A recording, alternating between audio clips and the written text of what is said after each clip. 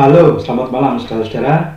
Sudah malam di sini, sudah hampir jam 10, tapi ya masih ngonten, ya bikin konten.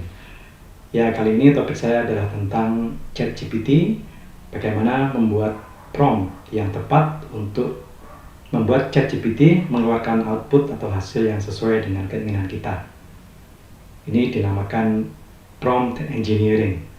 Artinya kita mengutak-atik promptnya, mengutak-atik perintahnya, supaya ChatGPT bisa menghasilkan output atau luaran atau jawaban yang sesuai dengan keinginan kita. Ternyata ada tipsnya, ada triknya, ada polanya. Jadi tidak sekedar menyuruh begitu saja, tapi ternyata ada pola yang harus kita pelajari supaya luaran atau jawaban yang dikeluarkan oleh ChatGPT itu tepat dengan keinginan kita. Tidak meleset, tidak menyimpang, tidak terlalu luas atau tidak terlalu spesifik dan sebagainya, ya. Jadi harus tepat. Nah, apa yang saya sajikan itu akan berguna ketika kita menggunakan ChatGPT untuk membantu kita merampungkan berbagai tugas. Nah, mari kita simak sajian saya. Prompt engineering untuk AI. AI di sini bisa berupa ChatGPT atau Claude atau Copilot atau Perplexity dan sebagainya, ya. Banyak sekali model-model AI, model-model LLM, ya, large language model yang sudah beredar di sekitar kita, ya. Kita bisa dengan mudah mendapatkannya. Nah, yang akan saya bahas di sini adalah bagaimana struktur promptnya. Ibaratnya kita belajar bahasa itu kita belajar grammarnya, ya. Oke. Nah, saya mulai dulu dengan prompt engineering. Itu definisinya apa? Prompt engineering tak lain tak bukan adalah menyusun kalimat yang tepat sebagai perintah untuk AI, sebagai perintah untuk ChatGPT, ya. Jadi kalau kita bikin prompt seperti ini, susun anggaran untuk pesta buat 14 orang.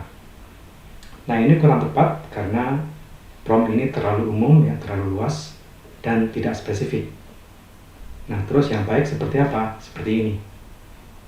Saya sedang merencanakan pesta ulang tahun untuk sekitar 10 orang dewasa dan 4 anak-anak. Kamu seorang event organizer. Kamu di sini maksudnya si ChatGPT, ya. Susunkan anggaran yang tepat untuk pesta tersebut di sebuah kafe dan berikan hasilnya dalam bentuk tabel. Nah, prompt yang seperti ini dikatakan lebih baik, lebih spesifik, dan lebih membantu ChatGPT untuk bisa mengeluarkan jawaban atau output yang sesuai dengan keinginan kita. Nah, kalau Anda perhatikan, itu yang versi kedua itu, yang lebih panjang, itu ada polanya. Ada pola tertentu. Seperti apa polanya? Seperti ini.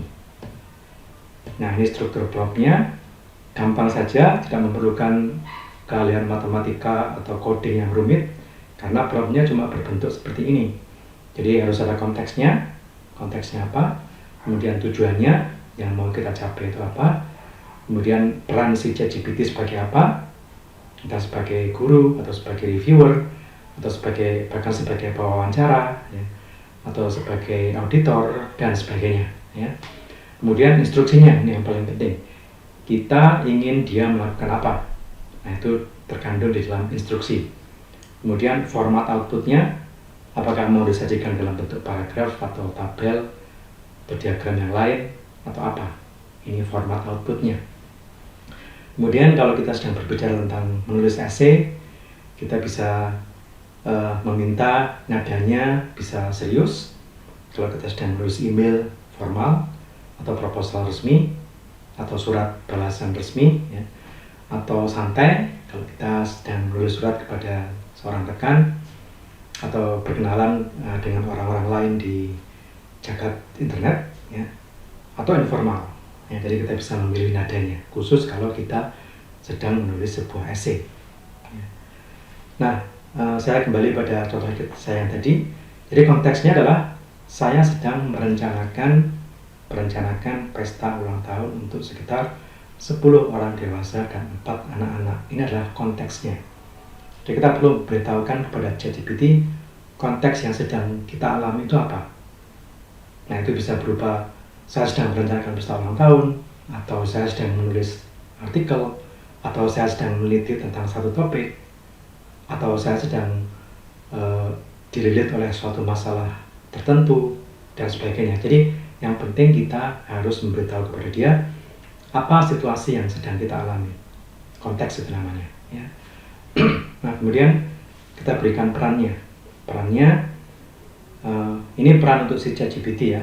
Jadi perannya adalah kamu seorang event organizer ya, jadi dia tahu dia mesti berperan sebagai apa atau bertindak sebagai apa. Di sini perannya adalah seorang event organizer. Kemudian kita berikan instruksinya, susunkan anggaran yang tepat untuk pesta tersebut di sebuah kafe. Nah ini instruksinya, kita minta dia untuk menyusun anggaran yang tepat. Kemudian format outputnya, berikan hasilnya dalam bentuk tabel. Nah prompt yang seperti ini itu yang lebih memacu ChatGPT untuk bisa mengeluarkan output yang pas, output yang sesuai dengan keinginan kita ya. Jadi perhatikan, kalau kita ingin menyusun sebuah prompt untuk ChatGPT, strukturnya adalah seperti ini, konteksnya seperti apa, tujuan yang ingin kita capai seperti apa, peran si ChatGPT sebagai apa, instruksinya, kemudian formatnya, format luarannya ya. Ya kalau Anda perhatikan di sini mungkin tidak ada tujuannya ya, tapi kita bisa menyelipkan tujuannya di sini.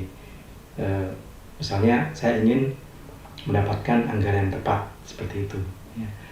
Ya untuk diperhatikan bahwa tidak semuanya ini harus masuk dalam prompt kita ya, tapi yang jelas harus ada konteksnya, harus ada si peran si ChatGPT itu mau ngapain, satu sebagai apa, kemudian instruksinya. Yang ketiga ini menurut pengalaman saya itu harus mutlak ada ya. Kalau yang berikutnya ini tidak terlalu harus ada, tidak wajib ada. Sekali lagi itu seturut pengalaman saya menggunakan LLM ya, sulit bahasa ini ucapannya LLM ya, Large Language Model ya, LLM. Oke. Nah seturut pengalaman saya itu yang sangat mutlak adalah harus ada konteksnya, sudah konteks juga meliputi tujuannya, kemudian perannya ChatGPT, kemudian instruksinya. Oke. Nah sebelum sampai ke sini saya ingin menunjukkan contoh-contoh yang saya umpankan ke ChatGPT. Mari kita lihat contoh-contoh saya. Nah inilah contohnya. Saya memberikan prompt kepada ChatGPT. Saya dan keluarga 4 orang sedang merencanakan berlibur ke Jepang selama 6 hari pada bulan Juni 2025. Ini adalah konteksnya ya kan. Kamu seorang staff tour agent yang cakap. Nah ini adalah perannya ya, kita berikan kata cakap di sini supaya dia senang ya supaya ChatGPT dia merasa tersanjung. Kemudian sarankan itinerary yang cocok untuk kami semua. Untuk kami semuanya sudah dewasa dan kami suka melihat pemandangan alam. Ini membuatnya lebih spesifik lagi. Lengkapi jawabanmu dengan harga atau tarif. Nah ini adalah output atau format dari output yang saya harapkan. Nah kemudian dia langsung menjawab seperti ini. Jadi hari pertama ngapain, kemudian hari kedua dan sebagainya ya, jadi lengkap sekali. Nah sampai di sini kita masih bisa mulai membuka atau melanjutkan percakapan dengan ChatGPT, seolah-olah dia adalah seorang manusia yang bisa kita ajak ngomong langsung ya. Jadi setelah saya cermati di sini, oh ya ini ada sumber, ini sekarang penting ya, untuk memeriksa ketepatan atau ya kredibilitas dari jawaban ChatGPT. Anda bisa mengklik sumbernya di sini. Jadi dia di sini mendapatkan, dia melampirkan sumber-sumber yang dari mana dia mendapatkan jawabannya. Ini bisa kita periksa untuk memastikan keakurasiannya aja, untuk memastikan bahwa dia tidak berbohong ya. Oke. Saya kemudian melanjutkan percakapan. Setelah 2 hari di Tokyo, kami ingin pergi ke Hokkaido untuk 2 malam, lalu kembali ke Tokyo. Atur lagi itinerary yang sudah kamu susun buat kami. Nah ini ada penyesuaian, kemudian dia menyesuaikan. Sekarang dia memasukkan jalur ke Hokkaido. Dia menyerahkan naik Hokkaido naik Hokkaido Shinkansen, jadi dia menyarankan naik kereta api cepat. Tapi kemudian saya mengatakan kami tidak ingin ke Hokkaido naik Shinkansen, kami ingin naik pesawat, sesuaikan itinerary buat kami. Nah, kemudian dia akan menyesuaikan lagi, ya, seperti ini. Jadi yang penting adalah seperti tadi yang sudah saya katakan, di dalam prompt yang kita masukkan ke ChatGPT itu harus ada konteksnya seperti ini, persetujuannya tentunya, kemudian peran yang kita berikan kepada ChatGPT, kemudian instruksinya, perintahnya apa, dan kemudian format dari luarannya atau format dari output yang kita inginkan. Seperti itulah kita menggunakan ChatGPT, memasukkan perintah yang benar supaya hasilnya juga akurat. Dan jangan lupa, kalau Anda ingin memastikan bahwa ChatGPT tidak sedang mengkhayal, ya kita klik sumbernya, ya. Ini. Nah, kembali ke PowerPoint saya. Sikap yang perlu kita punyai di dalam menghadapi interaksi dengan AI adalah selalu cermat dan berpikir kritis.